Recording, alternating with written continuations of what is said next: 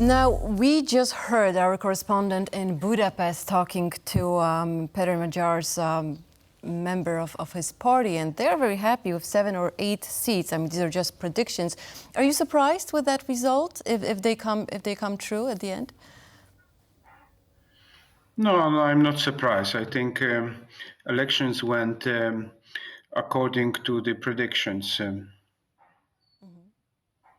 So when we look at so you said that you are not very surprised. I was just wondering if there was any element whatsoever that surprised you, because obviously there might be bigger chances and bigger trends when it comes to what we were expecting. Was there anything at all that you found interesting?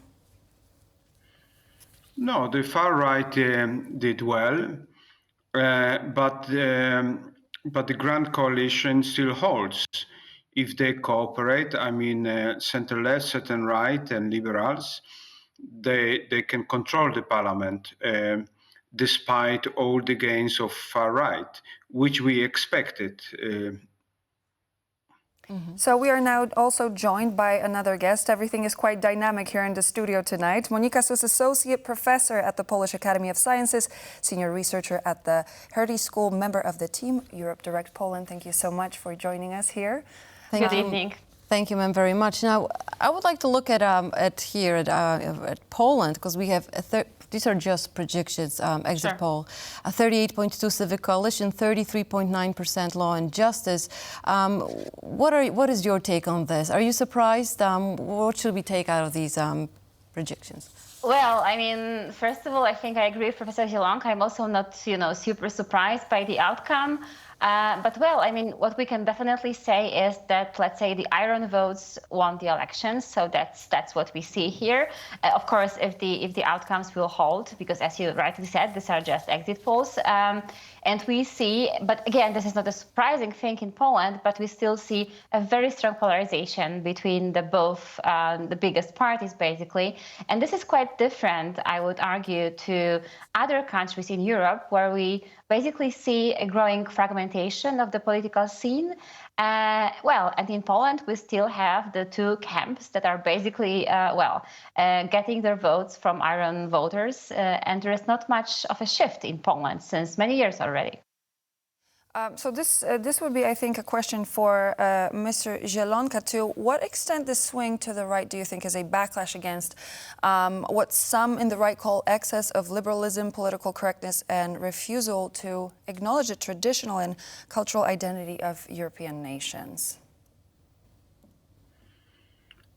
I don't think the problem is the European Union here. It's true that the European Union is a par excellence liberal project.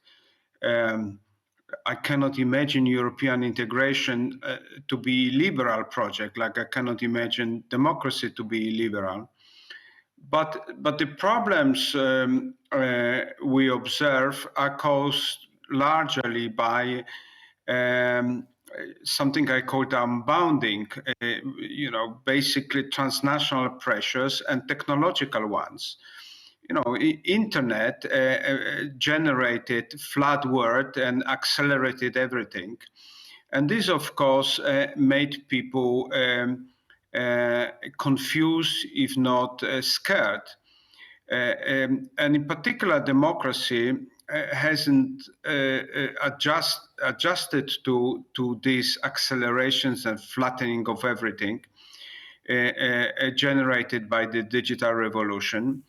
And of course, next to the digital revolutions, we also had geopolitical revolutions after the fall of the Soviet Union. We had also economic revolutions through globalization and basically capital goods moving through borders with little controls. And these are the factors which generated this effort to stop the process, to rebound somehow. But of course, nation states cannot do it on their own. The European Union can only help them to do this, of course, if they cooperate. Now, Monika Sus, so we can see that Donald Tusk, he finally managed to grab #1 spot on the political scene when it comes to parliamentary elections, and now we have European Parliament elections. What are the consequences of this exit polls? Which direction do you think Poland will go next?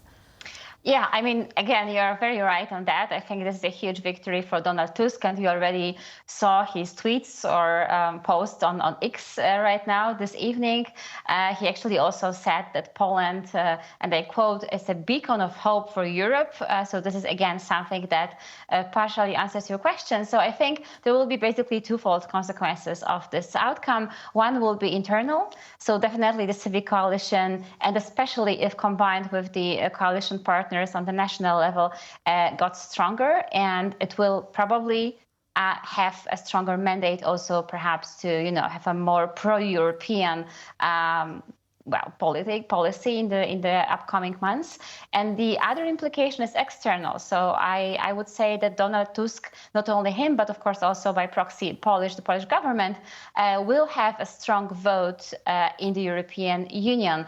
And again, when we see what is happening right now in France, with Macron basically resigning, or this is at least something that we heard a couple of minutes ago, we see the Alternative für Deutschland, so a right-wing party in Germany, scoring second in the elections in Germany. So comparing to this, we definitely can say that Poles are now a very strong pro-European nation with a strong pro-European government. And this is definitely a good news for Europe.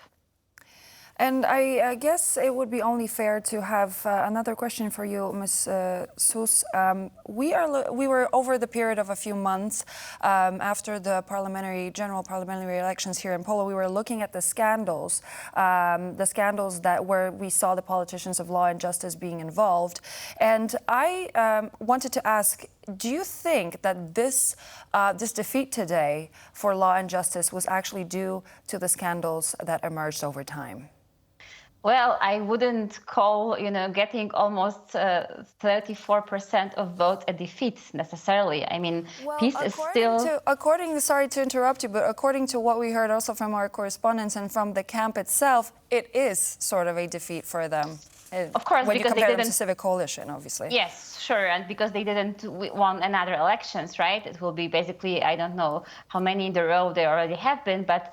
Sure, but still, I mean, we have to remember that the Law and Justice electorate and the Iron electorate of this party is still quite convinced, I would argue, that this is a party that, is worth voting for. Well, I mean, the scandals that you mentioned and the committees that we are now saying, and basically, the attempt of the government to basically uncover what was happening during the Law and Justice-led governments, they might have some impact, but I wouldn't overestimate that. There might be also a shift of voters from the Law and Justice Party towards, for example, the Confederacja, so Confederation, with 11% of votes. So, yeah, I think for that to argue that we see some weakening of the Iron electorate of the Law and Justice Party, I think we should wait with this assumption probably for a couple of more years. Now, Professor, looking at the exit polls and how the right-wing parties did, do you think far-right and right parties, do you think they can unite this time around and actually, become a coherent bloc and stir some chaos in the new term of European Parliament? I don't think that sovereignist parties can unite because they exactly go for their national interest. But the bigger problem is on the center-right, because the European credentials cannot be taken for granted. We were talking about Poland, a new government headed by former officials of the European Union. And this government doesn't support Migration Pact, doesn't support Green Deal, doesn't support increase of majority voting, and hasn't even lifted the blockade with Ukraine, which was urged by the European Commission. So if this is such a pro-European government, what does it mean to be pro-European these days? And last but not least, the final question. We only heard a second ago that President Emmanuel Macron dissolved the French Parliament. What is your commentary on this? Let's start with Mr. Zielonka. Well, this is a shocking news. But of course, we will hear a lot still from President Macron. He's not going to give up. But if he would give up, this is a very bad news for Europe and for liberal democracy, because France is Europe's leader in many endeavors, particularly in the case of Ukraine. And but also in many other fields, industrial policies, agriculture. So this would be a real earthquake in Europe if the government will be headed by the far right. Monika Sus, what is your take on that? Did Macron give up? No, necessarily, and definitely not. I mean, Macron is, definitely not someone who would give up so easily. But I agree. This is a shock for us all, I think, especially also for French voters who voted for him and for the liberal option. And France is also definitely one of the countries that, pushes the EU to do more on defense and security. So again, this is not a good sign, to be very diplomatic, not for the Weimar Triangle, not for Europe, not for Ukraine. And, well, I mean, there has to be some calculation, I believe, behind this decision. I'm just curious to hear and to learn what the calculation of President Macron is. Monika Sus and Jan Zielonka were our guests. Thank you very much for joining us tonight. Thank you. Well, now we are moving to Bucharest, Romania, where we have our very own Diana Skaya joining us now to comment on the first predictions when it comes to the results. Diana, can you hear us? That's right, Claudia. So tell us, how is the mood now that... So of course... Go ahead. Just a few minutes ago, actually, we got moved here to the side by Romanian police officers. About half an hour ago, this place was packed. There was literally no place to move. Romanians were out here, of course, many celebrating. Now, let's talk about these projections, first of all, of what is going on now.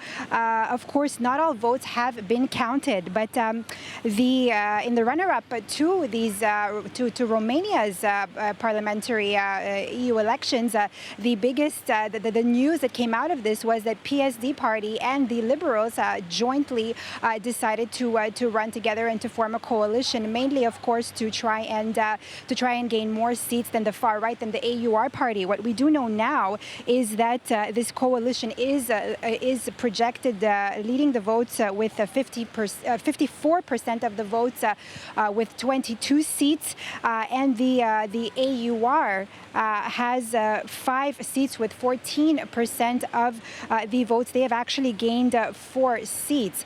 Now, we have here police officers that are simply coming in. Traffic is about to begin stopping again. We are, Claudia, getting